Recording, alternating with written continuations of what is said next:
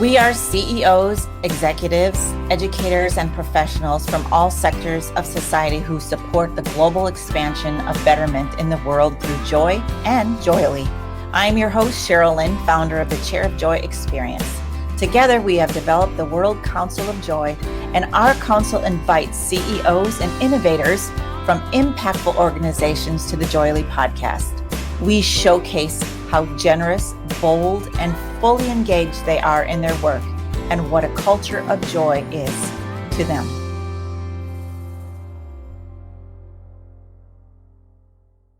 One that's very, very relevant. In fact, the reason that we needed to do this earlier, I needed to do this earlier in the day, is this evening I will be celebrating with one of my professional clients who just finished a year as the president of a very, very high-profile association here in Colorado. And it was not an easy year, as you can imagine. And her testimonial is basically, there is no way I could have ever done this without you. And that I get as much joy being behind the scenes, being the wind beneath their wings, if you will, as being on stage.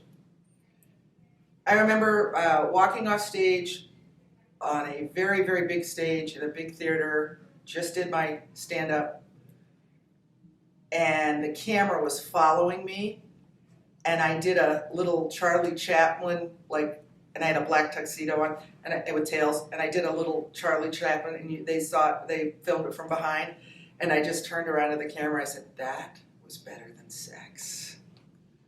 It was just a moment of everything. I say the gods came. The gods came. And it was wonderful. I think of joy as a decision, an everyday decision. You know, it's like peanut butter. It should be spread very generously. You know, I'm always bringing gifts to people in here. That's like one of my joy languages of not only do I enjoy goofy stuff, but I want to make somebody else smile and have a good time. And that brings me joy. Many moons ago, when I was doing stand-up comedy at night, and I worked as an administrative assistant during the day, and I worked at this company for the vice president, and the first couple of weeks that I was there, I realized these people are very, very sad, miserable, not miserable, but there's just no energy in this place. We need to do something about that. So I accessed the petty cash drawer and took out about $200, which they're probably still trying to find, and bought carnations, long stem pink carnations, probably 150 of them, and I printed out a note that says, I appreciate you. And then I came in early, like 6 o'clock in the morning, and put one on every single person's desk. They didn't know who it was. They spent a week trying to figure out who it was. And it didn't matter who it was, because the conversation started, and it's like, you know what, I really appreciate you too. You know, have I told you how much I appreciated your help on that, blah, blah, blah, blah, blah. Changed the entire spirit of the place for $200. I was at a business meeting once, and they said, what's the one thing you wish your clients knew about you? And I mean, I'm a comedian, right? Here's my answer. I wish they knew how serious I was about what I do. So I think what you do is grounded in a very, very serious movement. And you've chosen a way to, first of all, find a place of presence for this discussion, which is so imaginative. But it's a very, very important piece of work that you're doing here. That joy happens inside first, and it is, I'm going to cry. It's exponentially increased when you bring it outside of yourself. When the question is, who else can I share this with? And what do they need right now, and how it's being cognizant of what people need. And when I see someone that's having a down day or whatever, I really try, even in the grocery store, it's like, how's your day going? And sometimes they just kind of break, they're like, oh, just thanks for acknowledging me as a human being. So I think it's making the decision to be a joyful human being on this planet, and then extending that decision and saying, and I want to show the rest of the world that this is the only way to live. It's the only way to live. It's not that we don't all have challenges. but it's how we, what context we put them in. And it's, I have a thing in my head where I just go, I'm going to be happy today.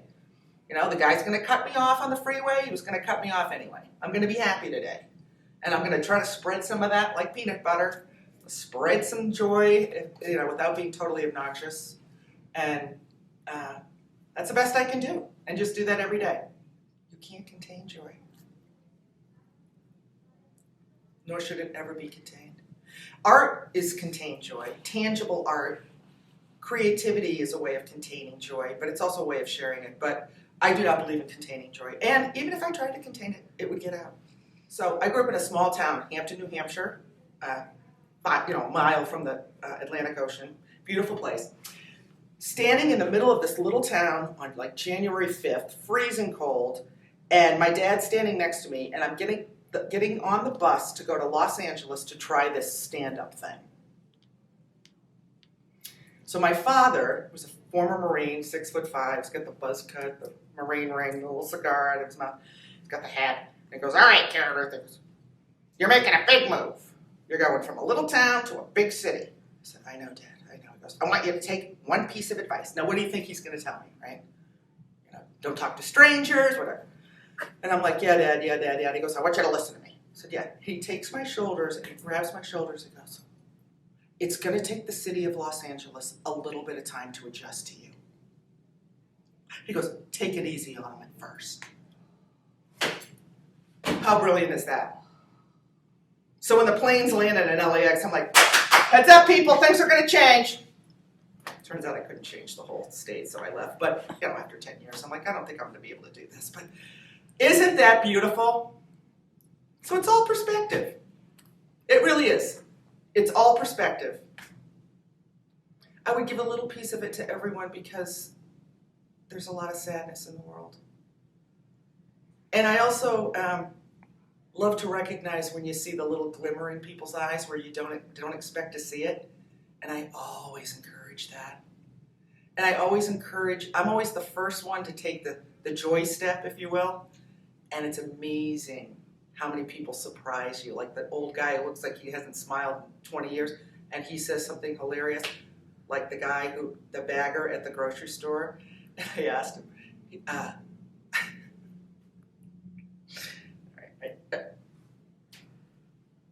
he says, paper or plastic, right? And I'm in a mood, and he looked like he just had a hard day. I look at him, I go, surprise me. And he says, I'm sorry, ma'am, baggers can't be choosers. It's absolutely true. And I looked at him, I said, first of all, you can hear my laugh the whole grocery store. I said, I'm a comedian. I said, may I use that line in my act? And he looks at me and goes, take a look around, honey. Where am I going with it? Isn't that great? So it's just kind of like, I like to look in the eyes of other humans. We need to look at each other. We need to talk to each other. And it's been so hard with, I call it the vid. It's been so hard with the vid, and people are starting to kind of bloom again. It's like you see people, oh, there's your whole face. Wow, you have a mouth. That's great. And I think that's a good thing. And the best thing that's come out of this whole pandemic, for me anyway, I hate to admit it, but I'm somebody who needs people. I need people. I can be out by myself and be very happy, but I really missed being around people. I'm like, I have a new appreciation for my fellow human beings. I learned that there is huge power in grounding a concept, whether it's the chair of joy or the ottoman of gratitude.